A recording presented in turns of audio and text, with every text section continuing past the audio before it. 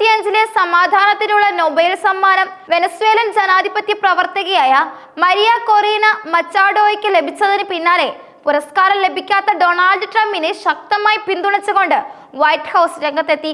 Nobel കമ്മിറ്റിയുടെ തീരുമാനം രാഷ്ട്രീയ പ്രേരിതമാണെന്ന് ആരോപിച്ചാണ് വൈറ്റ് ഹൗസ് ലോക സമാധാന ശ്രമങ്ങളെ അന്താരാഷ്ട്ര സമൂഹവും അവഗണിക്കുകയാണെന്നും വിമർശിച്ചത്.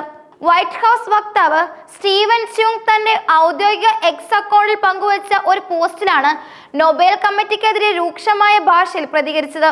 ഒരിക്കൽ കൂടി സമാധാനത്തിന് മുകളിൽ രാഷ്ട്രീയം സ്ഥാപിക്കുന്നുവെന്ന് നൊബേൽ കമ്മിറ്റി തെളിയിച്ചിരിക്കുന്നുവെന്ന ച്യൂങ്ങിന്റെ വിമർശനം നൊബേൽ സ്ഥാനം നൽകുന്നതിലെ രാഷ്ട്രീയ ഇടപാടുകളെ കുറിച്ചുള്ള ട്രംപ് അനുകൂലികളുടെ നിലപാട് ശക്തിപ്പെടുത്തുന്നതായിരുന്നു. ലോക സമാധാനത്തിനായി ട്രംപ് നടത്തിയ അക്ഷീണ പരിശ്രമങ്ങളും ലോകമെമ്പാടുമുള്ള യുദ്ധങ്ങൾ അവസാനിപ്പിക്കാൻ അദ്ദേഹം നടത്തിയ ഇടപെടലുകളെയും നൊബേൽ കമ്മിറ്റി മനഃപൂർവ്വം അവഗണിച്ചു എന്ന അതൃപ്തിയാണ് വൈറ്റ് ഹൗസ് വക്താവ് ഇതിലൂടെ പ്രകടിപ്പിച്ചത്. വെനസ്വേലയിലെ ജനാധിപത്യ പ്രവർത്തകയ്ക്ക് പുരസ്കാരം ലഭിച്ചതിനെ വൈറ്റ് ഹൗസ് നേരിട്ട് വിമർശിച്ചില്ലെങ്കിലും ഈ വിഷയത്തിൽ ട്രംപിന്റെ സംഭാവനകൾക്ക് ലഭിക്കേണ്ട അംഗീകാരം നിഷേധിക്കപ്പെട്ട് എന്ന നിലപാടാണ് അവർ സ്വീകരിച്ചത്.